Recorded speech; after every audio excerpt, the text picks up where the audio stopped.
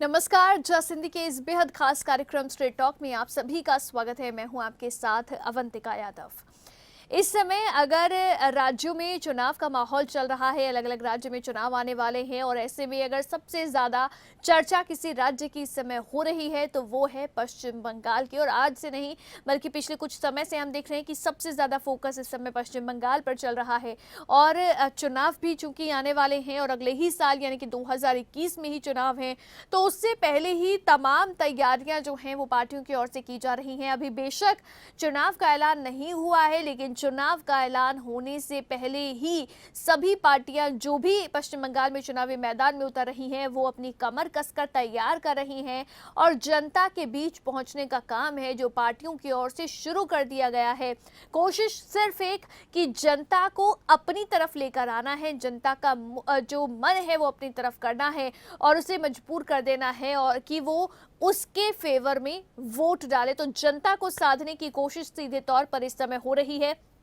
इसी कोशिश के तहत भारतीय जनता पार्टी की ओर से अमित शाह जो हैं वो पश्चिम बंगाल का दौरा कर चुके हैं और लगातार पश्चिम बंगाल के ऊपर उनका फोकस जो है वो बना हुआ है। अभी पिछले ही हफ्ते बोलपुर में उन्होंने रैली की थी बीरभूम के, लेकिन अब शहमात का खेल भी चल रहा है इस बीच में। अब देखिए कि अमित शाह की रैली के बाद में ममता बनर्जी जो हैं वो भी बोलपुर में पहुंच गई हैं रैली करने के लिए। तो अब ये आमना सामना हो रहा है। अब एक दूसरे के को शहमात जो है चेकमेट दिया जा रहा है, एक दूसरे के रास्ते पर जाया जा रहा है। तो ऐसे में पश्चिम बंगाल में इस समय जो चल रहा है वो ये है कि आखिर किसमें कितना है दम, ये देखने की अब बारी है और इसी के ऊपर आज हम करेंगे स्ट्रेट टॉक।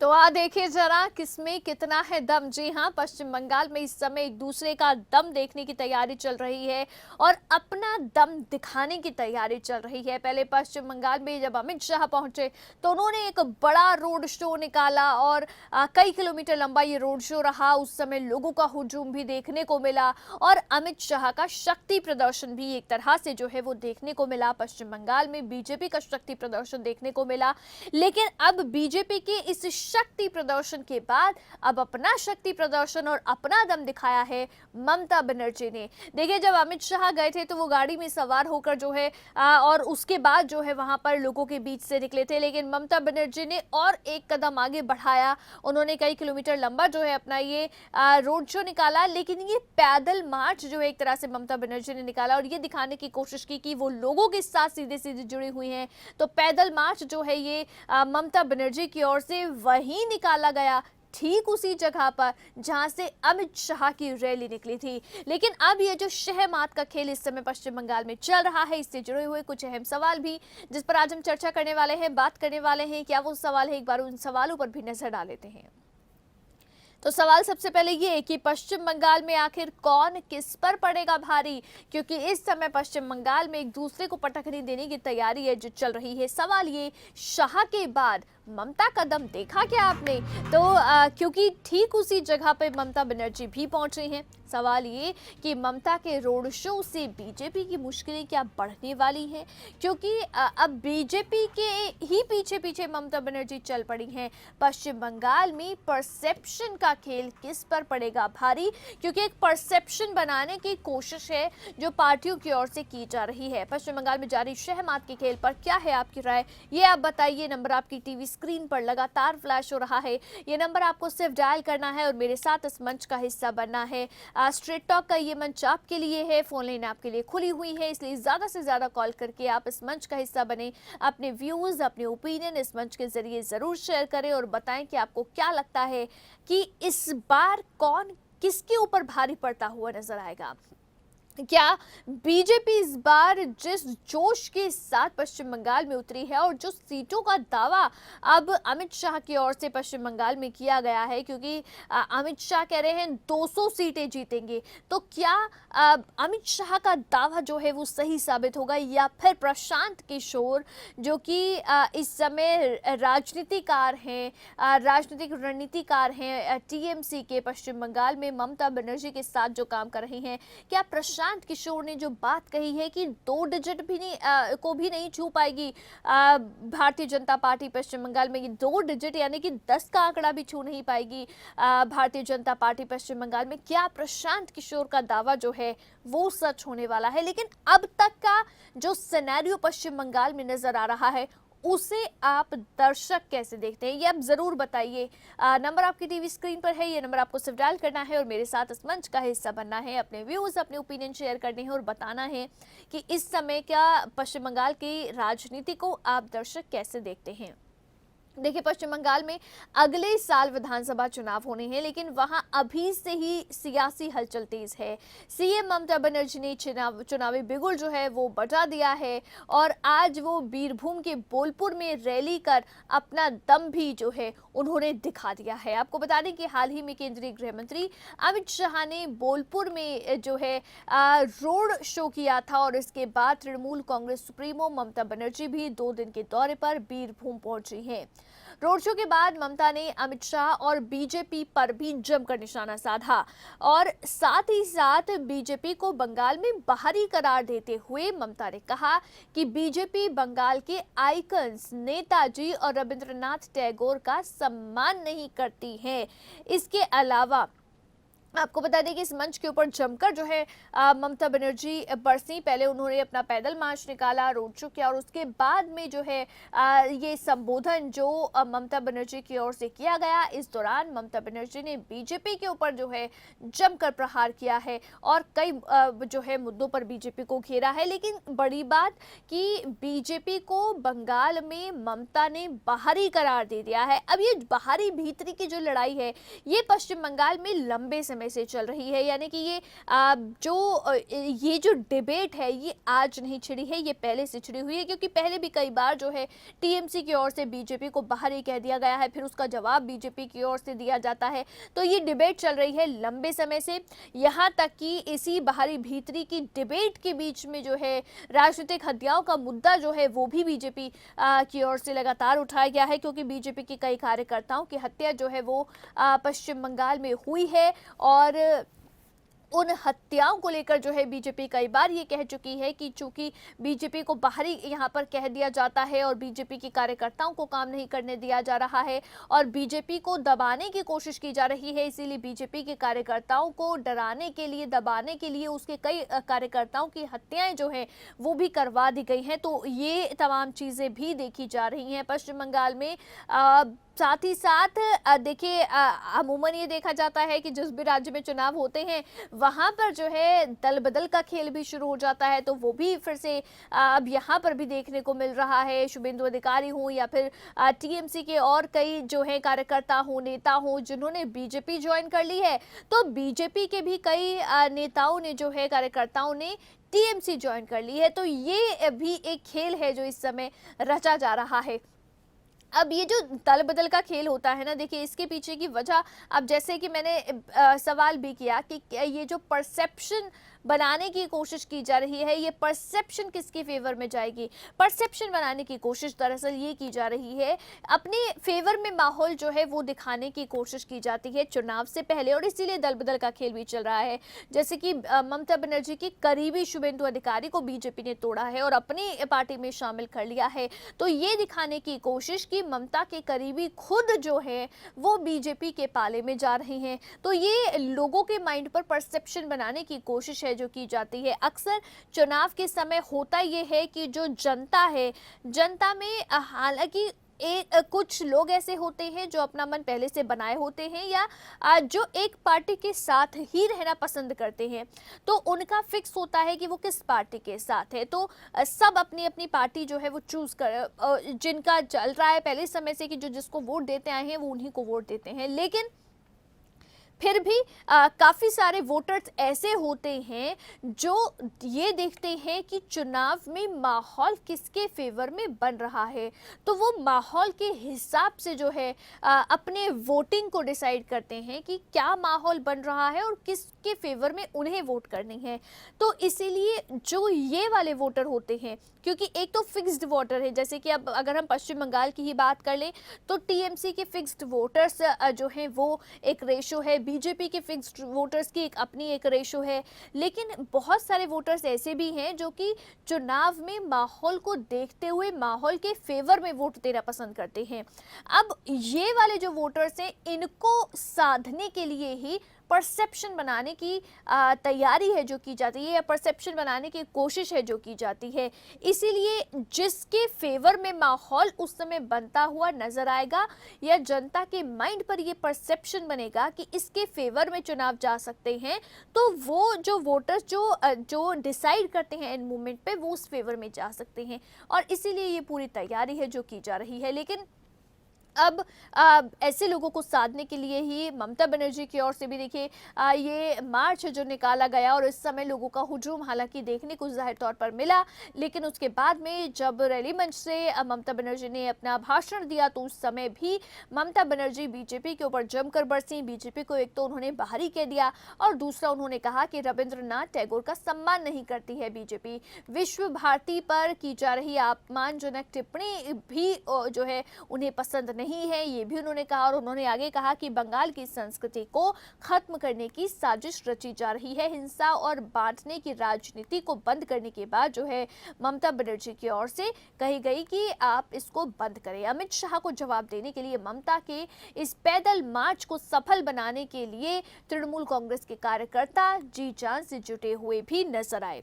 ममता के रोड शो में बाउल गायक वासुदेव भी शामिल हुए। पिछले दिनों गृहमंत्री अमित शाह ने बाउल संप्रदाय के गायक वासुदेव के घर पर ही खाना खाया था, और ममता बनर्जी ने उन्हीं को रैली में जो है शामिल कर लिया। तो ये जो है अमित शाह ने जो किया उस सब को काटने की कोशिश एक तरह से जो यहाँ ममता बनर्जी की ओर से की गई। रुकेंगे फिलहाल एक बहुत छोटे से ब्रेक के लिए, ब्रेक के बाद फौरन वापस लौटेंगे।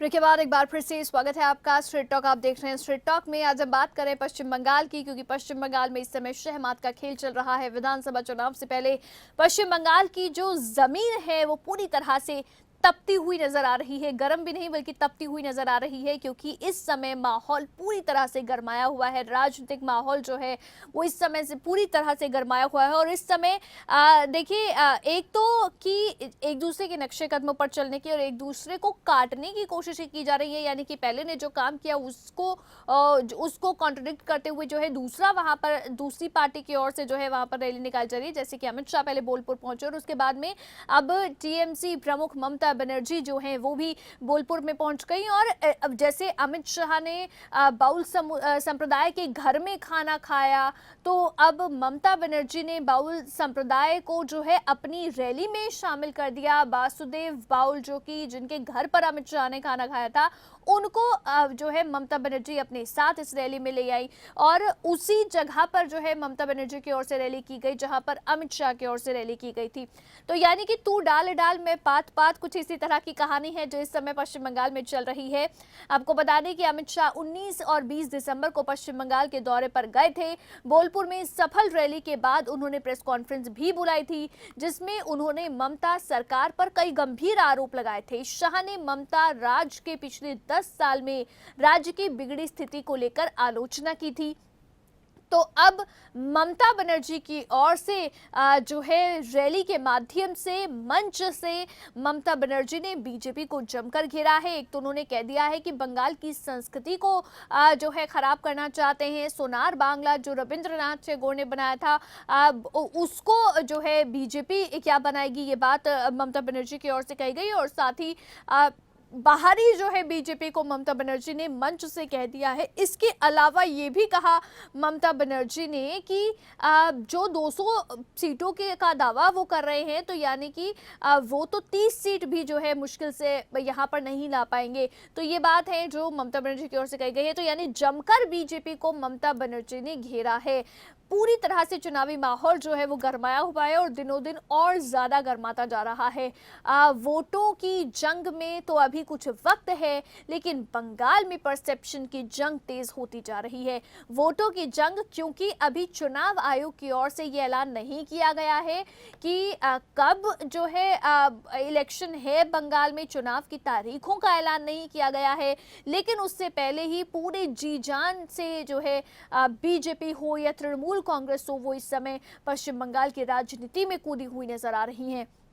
खास बात देखिए एक और ये भी है गौर करने वाली कि पश्चिम बंगाल में सिर्फ 2 ही मुख्य पार्टियां इस समय नजर आ रही हैं, बीजेपी वर्सेस टीएमसी। सिर्फ यही पश्चिम बंगाल में नजर आ रहा है, यानी कि जो पश्चिम बंगाल में दूसरी पार्टियां होती थी वो सब गायब इस समय नजर आ रही हैं। और बीजेपी, आप देखिए कि बीजेपी का कभी भी बहुत कुछ साल पहले तक बीजेपी की कोई बहुत पकड़ बंगाल के अंदर नहीं रही है, लेकिन अब बीजेपी का विश्वास इतना बढ़ा हुआ है, आत्मविश्वास इतना बढ़ा हुआ है कि बीजेपी पूरी जान फूंक रही है। और बीजेपी की ओर से जो है एक बड़ा आंकड़ा दिया गया है, एक बड़ा टारगेट दिया गया है पश्चिम बंगाल में अचीव करने के लिए।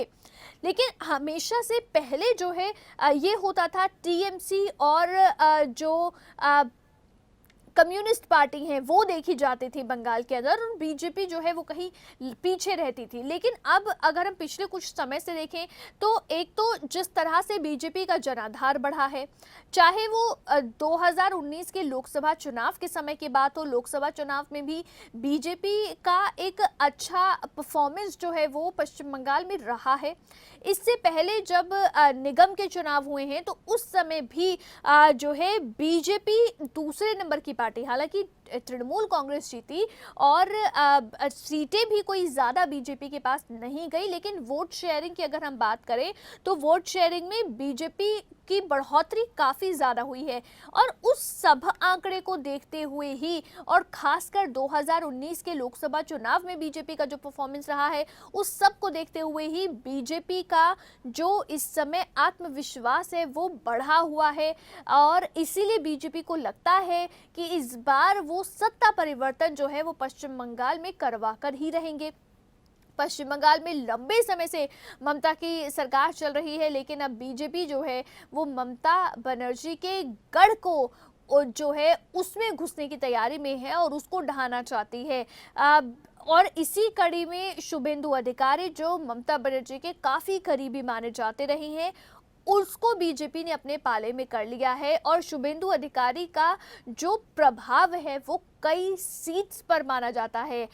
जब विधानसभा चुनाव का मौका है तो ऐसे में शुभेंदु अधिकारी जो है एक एसेट बीजेपी को लगता है कि उनके लिए साबित हो सकते हैं, और इसीलिए जो है शुभेंदु अधिकारी को अपने फेवर में जो है बीजेपी ने कर लिया है। लेकिन तृणमूल कांग्रेस की ओर से भी, ममता बनर्जी की ओर से भी आज ये बात कह दी गई है कि आप कुछ विधायकों को तो खरीद सकते हो, लेकिन तृणमूल कांग्रेस को तोड़ नहीं सकते हो। तो ये भी बीजेपी के ऊपर प्रहार करते हुए बात जो ममता बनर्जी की ओर से कही गई। लेकिन जो इस समय सिनेरियो पश्चिम बंगाल का नजर आ रहा है, उसे देखते हुए आप दर्शक क्या कहेंगे? आपको क्या लगता है, कितना दिलचस्प आपको इस बार का पश्चिम बंगाल का चुनाव नजर आता है? आपको क्या लगता है किसके फेवर में जा सकता है? और साथ ही साथ क्या जिस कोशिश में बीजेपी लगी हुई है वो कोशिश सफल हो पाएगी? शहमात के खेल में आखिर कौन जीतेगा, कौन हारेगा? आप दर्शकों के व्यूज और ओपिनियन जो है वो इस मंच के जरिए आप जरूर शेयर करें और बताएं कि आप जो है पश्चिम बंगाल में होने वाले चुनाव के पहले जो माहौल बना हुआ है उसे लेकर क्या सोचते हैं। नंबर आपकी टीवी स्क्रीन पर लगातार फ्लैश हो रहा है, ये नंबर आपको सिर्फ डायल करना है और मेरे साथ इस मंच का हिस्सा बनना है। अपने व्यूज, अपने ओपिनियन इस मंच के जरिए शेयर करने हैं। देखिए देखिए एक तरफ नहीं बल्कि दोनों तरफ से ही जो है इस समय बयानबाजियों का दौर है जो चल रहा है, दोनों तरफ से ही जीतने की कोशिश है जो चल रही है। हालांकि ये दो ही पक्ष नजर आ रहे हैं। हालांकि बीते दिनों जब सामना के जरिए शिवसेना का जो मुखपत्र है उसमें सामना ने जो है एक संपादकीय छापा था और उस संपादकीय में, उस एडिटोरियल में जो है ये बात जरूर शिवसेना की ओर से कही गई कि जैसे कि पश्चिम बंगाल में इस समय चुनाव है तो सभी जो मुख्य केंद्रीय विपक्षी पार्टियां हैं उन सबको जो है एकजुट हो जाना चाहिए और साथ में मिलकर जो है चुनाव लड़ना चाहिए, बीजेपी के खिलाफ खड़े होना चाहिए। लेकिन वो चीजें होती हुई पश्चिम बंगाल में नजर नहीं आ रही हैं। पश्चिम बंगाल में अभी तक कोई गठबंधन तो नहीं बना है। टीएमसी अकेली ही चुनाव लड़ रही है, बीजेपी अकेली ही चुनाव लड़ रही है और बाकी की पार्टियां तो नजर ही नहीं आ रही हैं कि कहीं पर भी कोई तैयारी जो है उनकी ओर से नहीं देखी जा रही है, या फिर अगर ग्राउंड लेवल पर चल भी रही होंगी तो सामने खुलकर अभी तक नहीं आई है। वही बात है कि अगर आप सामने खुलकर नहीं आएंगे और आप लोगों के बीच नहीं जाएंगे या आप सभाएं नहीं करेंगे तो आपकी छवि कैसे बनेगी, आपका परसेप्शन कैसे बनेगा, जो बनाने की कोशिश टीएमसी और बीजेपी लगातार कर रही हैं। इसके अलावा देखिए कि बड़ी संख्या में इस समय जो वोटर जो है उनको साधने की कोशिश जो है वो की जा रही है और उसी कड़ी में जो है बीजेपी और तृणमूल कांग्रेस जो है वो अपना दमखम दिखा रही हैं। और साथ ही साथ देखिए एक तो जैसे कि मैं बार बार जिक्र कर रही हूँ कि परसेप्शन जो है वो एक बनाने की कोशिश की जा रही है। अब इसी बीच में एक और चीज़ जो की जा रही है वो ये है कि एक दूसरी पार्टी को, यानी कि सामने वाली पार्टी को जो है, दोनों पार्टियों की ओर से ये कोशिश की जा रही है कि सामने वाली पार्टी को कमजोर दिखाने की हर संभव कोशिश है जो की जा रही है। यानी कि बीजेपी ये दिखाना चाहती है कि टीएमसी देखिए उसके सामने कमजोर पड़ रही है, तो टीएमसी ये दिखाना चाहती है कि बीजेपी उसके सामने जो है वो कमजोर पड़ रही है। यहाँ तक कि इसी कड़ी में बीते दिनों जब शुभेंदु अधिकारी जो है वो बीजेपी में शामिल हुए तो उसके बाद में भारतीय जनता पार्टी के एक नेता की पत्नी जो है उन्होंने टीएमसी ज्वाइन कर ली और उसके बाद में जो है ममता बनर्जी ने प्रेस कॉन्फ्रेंस की थी और प्रेस कॉन्फ्रेंस करके जो है जमकर बीजेपी को घेरा था और कहा था कि परिवार तोड़ने के लिए राजनीति के जरिए जो है उसका इस्तेमाल जो है बीजेपी कर रही है। तो उस समय भी ममता बनर्जी ने बीजेपी के ऊपर जमकर निशाना साधा था। लेकिन शुभेंदु अधिकारी का पाला बदलना जो है उसे बीजेपी अपनी बड़ी जीत मान रही है। बीजेपी के पूर्व राष्ट्रीय अध्यक्ष अमित शाह के स्टाइल के अनुसार ही बीजेपी पश्चिम बंगाल में दूसरी पार्टी के लोगों को तोड़कर अपने साथ ला रही है। हर राज्य में चुनाव से पहले बीजेपी में दूसरी पार्टी से लोगों का आना शुरू हो जाता है। बीजेपी के एक नेता ने कहा कि हम लोग तोड़ते नहीं हैं, बल्कि बीजेपी के पक्ष में माहौल देखकर लोग खुद बीजेपी से जुड़ना चाहते हैं। पश्चिम बंगाल में बीजेपी ने तृणमूल कांग्रेस के नंबर 2 माने जाने वाले शुभेंदु अधिकारी सहित तृणमूल कांग्रेस के एक सांसद और 9 विधायकों को पार्टी में शामिल किया। शुभेंदु का बीजेपी में जाना तृणमूल कांग्रेस के लिए एक बड़ा झटका है, क्योंकि शुभेंदु अधिकारी पश्चिम बंगाल की राजनीति में एक पावरफुल नाम है। वो नंदीग्राम आंदोलन के सूत्रधार रहे हैं और उनका असर राज्य की 65 सीटों पर है, 65 सीट पर है, जो विधानसभा चुनाव को देखते हुए बेहद अहम है। वो तृणमूल कांग्रेस के लिए मुश्किल खड़ी कर सकते हैं और इसीलिए शुभेंदु अधिकारी का पाला बदलना जो है बीजेपी अभी से अपनी जीत जो है उसे मान रही है। इसके अलावा और क्या कुछ किया जा रहा है और जो तमाम इस समय सिनेरियो पश्चिम बंगाल में बनता हुआ नजर आ रहा है, इसके बारे में बात करेंगे। लेकिन फिलहाल एक बहुत छोटे से ब्रेक के लिए रुक रहे हैं। ब्रेक के बाद फौरन वापस लौटेंगे।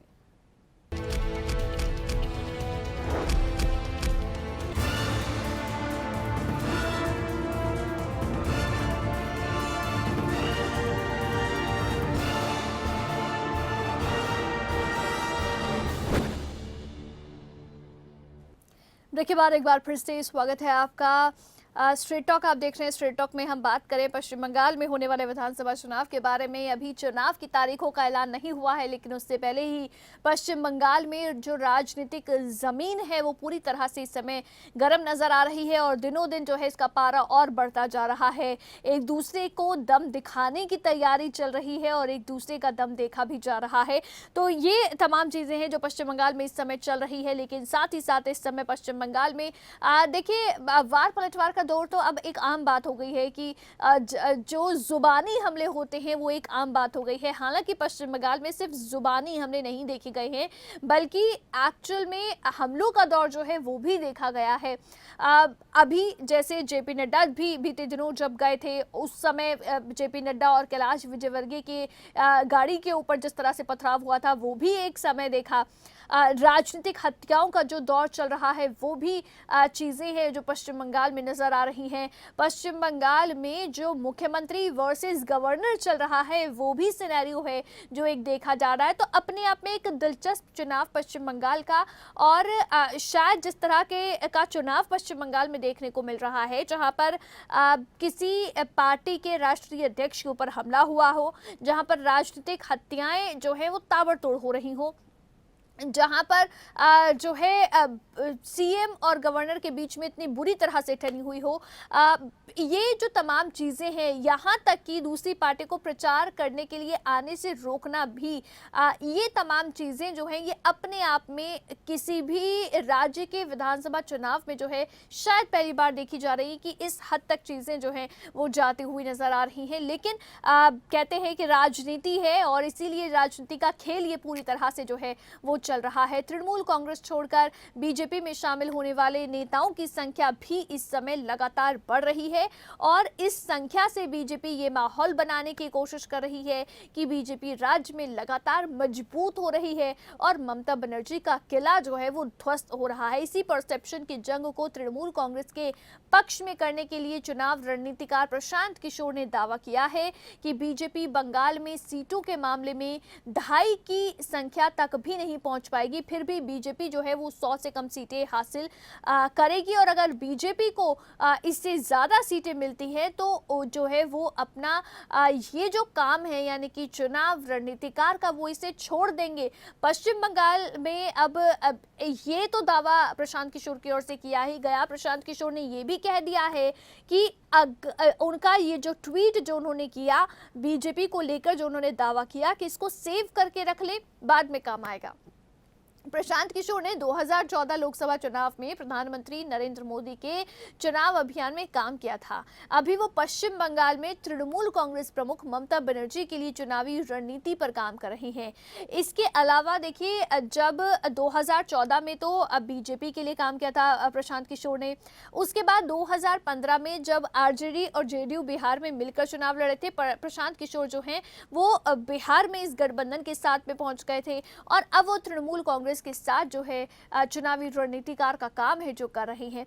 बेशक प्रशांत किशोर की ओर से जो तमाम दावे हैं वो किए जा रहे हैं, लेकिन बीजेपी ने बंगाल में अब की बार 200 पार का नारा है जो दे दिया है। प्रशांत किशोर के दावे के बाद ये चर्चा भी गर्म है कि बीजेपी पश्चिम बंगाल में अपने लक्ष्य को 200 से बढ़ाकर 225 कर सकती है, ताकि ये संदेश दे सके कि बीजेपी पश्चिम बंगाल को जीत को लेकर जो है पूरी तरह से आश्वस्त है, और इससे बीजेपी को अपने पक्ष में माहौल बनाने में मदद मिलेगी। देखिए, एक और चीज जो चुनाव के समय अब एक नया ट्रेंड चल गया है, वो ये ट्रेंड चला है कि जब चुनाव होते हैं तो इस समय ना ये पूछ लिया जाता है, अच्छा आप कितनी सीटों का दावा कर रहे हैं, कितनी सीटें आप जीत लेंगे, और उसके बाद में उस नारे को बार बार हर जगह जो है दोहराया जाता है।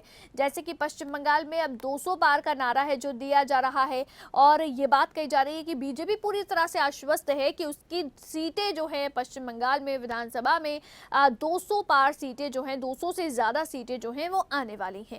अब ये जो दावा किया जाता है ये भी जो है ये भी कहीं ना कहीं एक छाप छोड़ने की कोशिश होती है लोगों के ब्रेन पर कि देखिए ये पार्टी इतना दावा कर रही है, यानी कि यही पार्टी है जो सत्ता में आने वाली है और इसी पार्टी के फेवर में वोट होने चाहिए।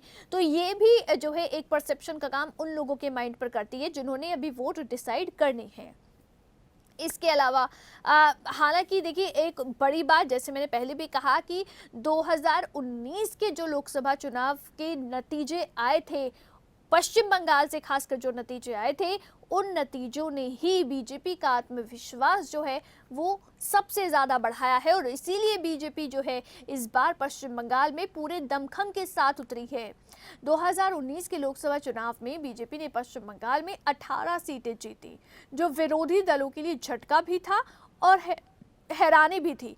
बीजेपी पश्चिम बंगाल में अपनी रफ्तार बरकरार रखना चाहती है, इसलिए बीजेपी के सीनियर मंत्री से लेकर नेता तक इस मिशन में जुटे हैं। बीजेपी नेता अमित शाह ने पश्चिम बंगाल दौरे पर न सिर्फ ममता बनर्जी सरकार पर निशाना साधा, पर बल्कि लोगों को लुभाने की भी भरपूर कोशिश की। उन्होंने बाउल गायक वासुदेव दास के घर पर भोजन किया। बीजेपी जहां इस दांव में एक कदम आगे दिख रही थी, तो वहीं कुछ दिन बाद ही तृणमूल कांग्रेस ने यह दांव बीजेपी पर ही पलट दिया है और वासुदेव दास के तृणमूल कांग्रेस नेता की मौजूदगी में पत्रकारों से जो है वासुदेव दास ने कह दिया कि वो अमित शाह जैसे बड़े व्यक्ति को बाउल कलाकारों की स्थिति के बारे में बताना चाहते थे, लेकिन उनसे एक शब्द भी बात करने का मौका नहीं मिला, यानी कि वो बस आए, खाना खाया और चले गए। तो अब तृणमूल कांग्रेस जो है वो अपने फेवर में बाउल समुदाय को जो है वो यूज कर रही है। वासुदेव ने ये भी कहा कि अमित शाह के वहां से जाने के बाद बीजेपी के किसी नेता ने ना तो उनसे बात की और ना ही कोई फिर से पूछने के लिए आया। बीजेपी का आरोप है कि वासुदेव ये बातें तृणमूल कांग्रेस के दबाव में कह रहे हैं। किसका किस पर दबाव है, इससे इतर ये बात तो साफ है कि पश्चिम बंगाल में चुनाव हो जाने तक इस तरह के दांवपेच और शहमात का खेल है जो लगातार देखने को मिलने वाला है, जो अभी से दिख भी रहा है और जो आगे भी इसी तरह से देखने को मिलने वाला है। देखिए, अभी तो तृणमूल कांग्रेस ने एक तरह से जो है अब चुनाव में उतरने के लिए जो है चुनावी बिगुल फूंक दिया है, क्योंकि ममता बनर्जी की ओर से भी ये पैदल मार्च है जो निकाला गया, उसके बाद में रैली भी की गई। इससे पहले वो अभी तक जो है उनकी ओर से कोई मार्च या रैली जो है वो नहीं की गई थी, लेकिन अब जो है सभाएं करने लगी हैं ममता बनर्जी और ये चुनाव प्रचार का दौर जो है वो ममता बनर्जी की ओर से भी शुरू कर दिया गया है। तो यानी कि अब माहौल और गर्म होने वाला है। अभी तक का जिस तरह का पहले ही जो पश्चिम बंगाल का पारा है वो काफ़ी हाई है, लेकिन अब ये पारा और ज़्यादा बढ़ने वाला है क्योंकि अब चुनाव प्रचार और तेज़ हो रहा है। बीजेपी की ओर से भी अपने चुनाव प्रचार को रफ्तार दी जा रही है, तो वहीं तृणमूल कांग्रेस की ओर से भी अपने चुनाव प्रचार को रफ्तार धार जो है वो लगातार दी जा रही है। इस सब के बीच बाकी पार्टियां नदारद हैं और उन पार्टियों से भी सवाल उठ रहे हैं कि आखिर किस हिसाब से वो चुनाव में जो है उतरने की तैयारी कर रही हैं, क्योंकि अभी तक जमीन पर कहीं पर भी वो पार्टी जो है वो नजर नहीं आ रही है। लेकिन इतना तो तय है कि इस बार के विधानसभा चुनाव के नतीजे जो भी होंगे अपने आप में एक सबक भी होंगे और साथ ही साथ न सिर्फ सबक होंगे बल्कि एक नई तरह की राजनीति जो है वो भी इन चुनाव के ज़रिए जो है वो देखने को ज़रूर मिलने वाली है। तो ये तमाम चीज़ें हैं जो इस समय पश्चिम बंगाल में चल रही हैं। आप दर्शक क्या सोचते हैं, किस तरह से देखते हैं आप पश्चिम बंगाल में चल रही राजनीति को, ये आप ज़रूर बताएं। नंबर आपकी टीवी स्क्रीन पर लगातार फ्लैश हो रहा है, ये नंबर आपको सिर्फ डायल करना है, मेरे साथ इस मंच का हिस्सा बनना है और बताना है कि आपको क्या लगता है कौन किस पर भारी पड़ेगा इस शहमात के खेल में, और साथ ही साथ क्या जो इस समय का राजनीतिक माहौल आपको नजर आ रहा है उसको लेकर आप दर्शकों के व्यूज और ओपिनियन क्या है, जो मौजूदा राजनीतिक माहौल आपको नजर आ रहा है। इस बीच में देखिए कि खबर जो अभी हालांकि ये भी बार बार सामने आ रही थी, पहले से भी सामने आ रही थी कि सौरभ गांगुली जो है वो शायद बीजेपी ज्वाइन कर सकते हैं, लेकिन अभी तक भी हालांकि सौरभ गांगुली की ओर से ये बात तो साफ नहीं की गई है कि वो बीजेपी ज्वाइन करेंगे या नहीं। लेकिन राज्यपाल से उन्होंने जो मुलाकात की, उन्होंने गवर्नर पश्चिम बंगाल के जगदीप धनखड़ से मुलाकात की और उनकी इस मुलाकात को जो है कहीं ना कहीं राजनीति से ही जोड़ा जा रहा है और इस बात से ही जोड़ा जा रहा है कि शायद सौरभ गांगुली जो है वो आने वाले विधानसभा चुनाव में बीजेपी की टिकट के ऊपर चुनाव लड़ सकते हैं। इसके बारे में बात करेंगे, लेकिन फिलहाल एक बहुत छोटे से ब्रेक के लिए रुक रहे हैं। ब्रेक के बाद फौरन वापस लौटेंगे।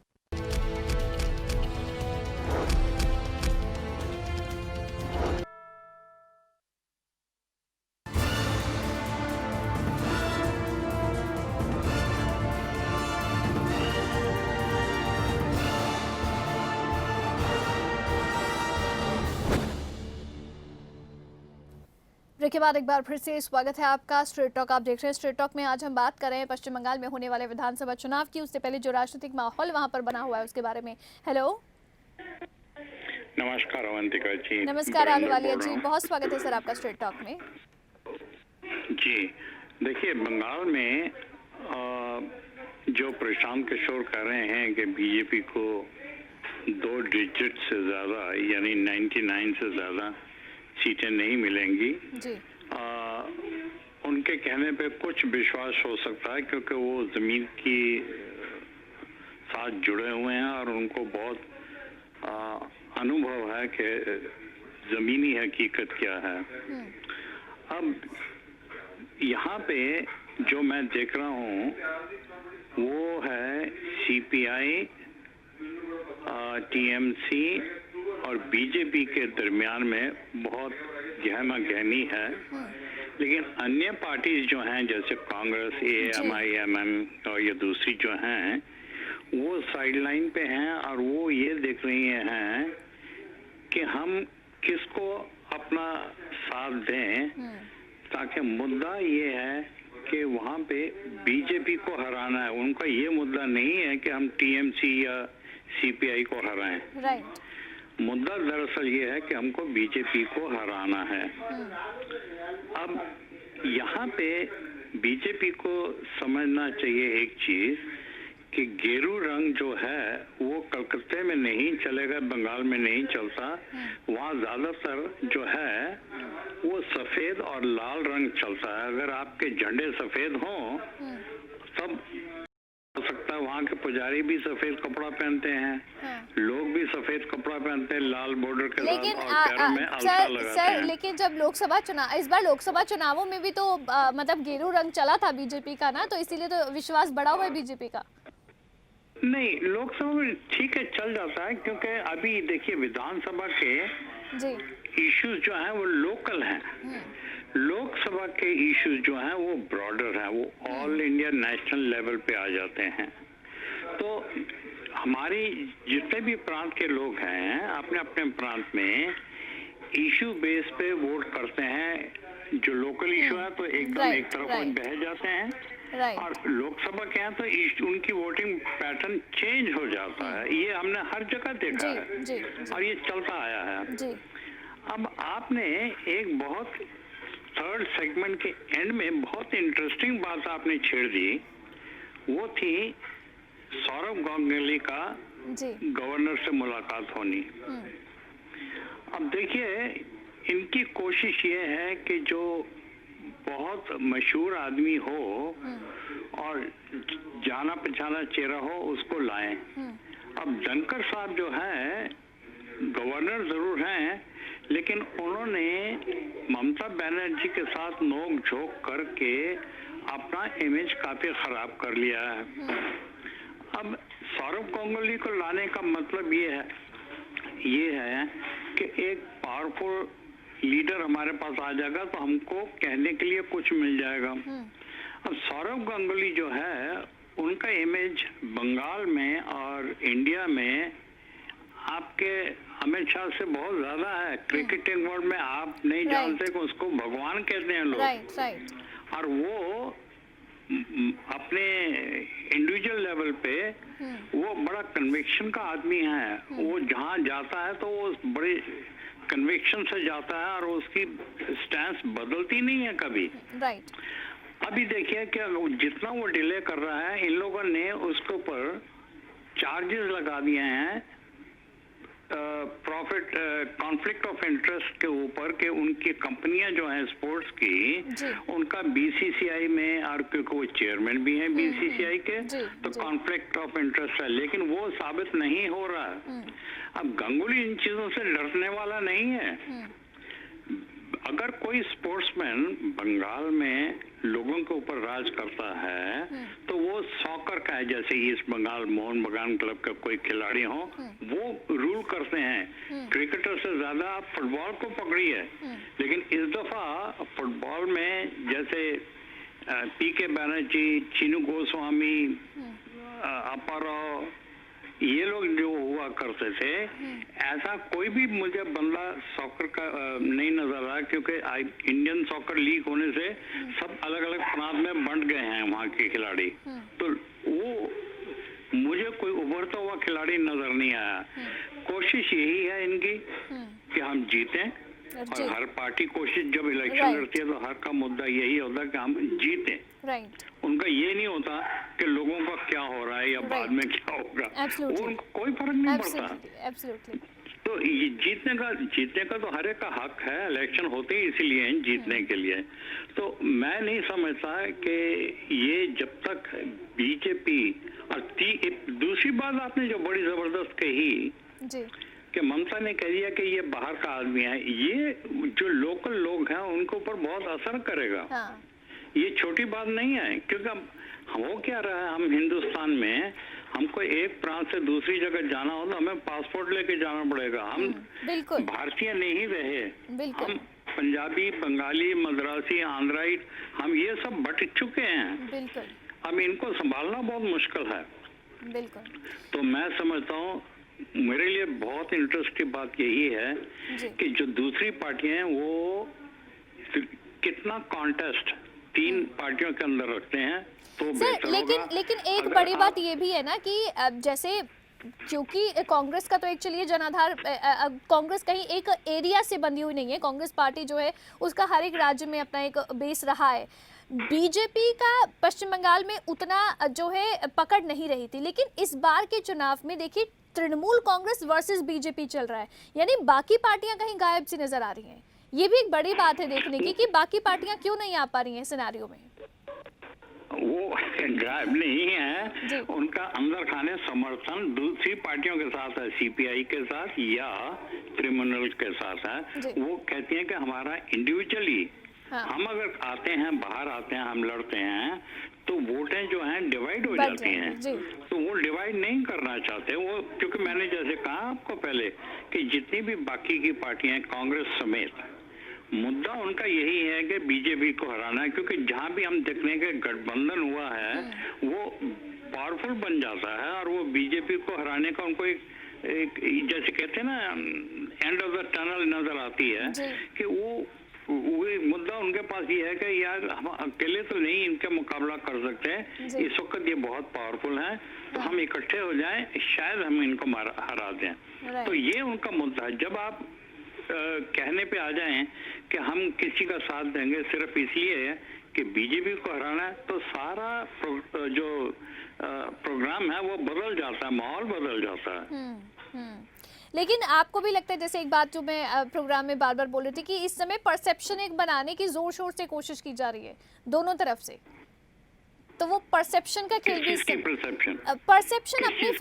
परसेप्शन अपने फेवर में, जैसे कि दूसरी पार्टी को वीक दिखाने की कोशिश हो या अपने फेवर में माहौल बन रहा है, ये जोर शोर से कहने की परसेप्शन ही तो बनाना है ना, कि लोगों को ये बताने की देखिए हमारे फेवर में चीजें जा रही हैं। बिल्कुल, वो तो करते हैं, हर पार्टी करती है जी।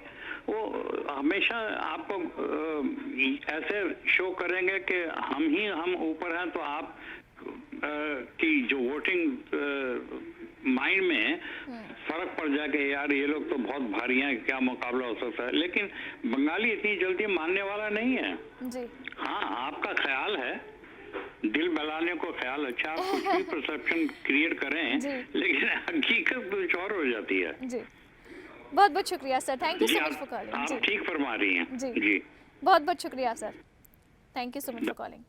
तो बिल्कुल आलूवाले जी ने जो है अपनी बात कही है और सही भी है कहीं ना कहीं कि इस समय जो है एक परसेप्शन तो बनाने की ही कोशिश की जा रही है, लेकिन किसके फेवर में जाएगा ये नहीं पता है। दिल बहलाने के लिए ख्याल अच्छा है गालिब, वही बात चल रही है कि अपनी अपनी तरह से हर पार्टी कोशिश कर रही है कि हमारे फेवर में ये जा रहा है, ये दिखाने की, जनता को दिखाने की, जनता के माइंड पर एक परसेप्शन बनाने की कोशिश है।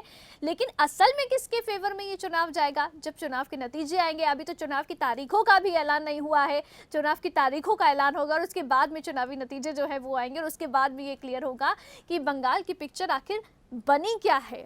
इसी के साथ स्ट्रेट टॉक में आज के लिए बस इतना ही। आप देखते रहिए जा सिंधी और जरूर देखिए स्ट्रेट टॉक के बाद दिल की ओपन स्टेज लाइव विद सिमरजोत। नमस्कार।